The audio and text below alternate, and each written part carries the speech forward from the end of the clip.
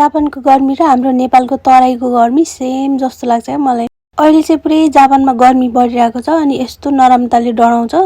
अनि skin care त गर्नु पर्यो। बच्चाहरू झन् केयर गरेन भने यस्तो नराम्रोताले डढेर कालै हुन्छन् के। लगभग हातहरू त डढिसक्यो, अनुहार त अलिकति जोगाउनु पर्यो भनेर मैले नानीलाई प्याक लगाइदिएको। मैले चाहिँ कहिलेकाहीँ लगाइदिने गर्छु क्या।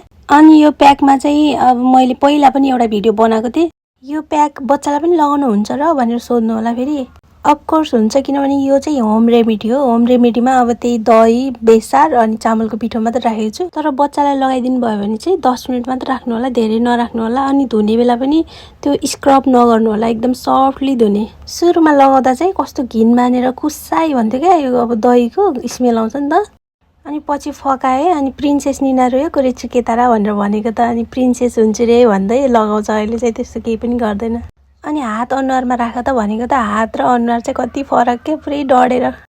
अनि मैले यो किड्सको बायोर सनब्लक लगाइदिने गरेको छु। यो भिडियो हेरेर अब प्याक लगाउने सोच्नु भयो भने चाहिँ बनाएको फेस प्याकलाई चाहिँ अलिकति अनुहारको एउटा छेउमा लगाएर टेस्ट गर्नु होला, किनभने सबै बच्चाहरूको एउटै स्किन हुन्छ भन्ने छैन अनि एलर्जी पनि हुनसक्छ।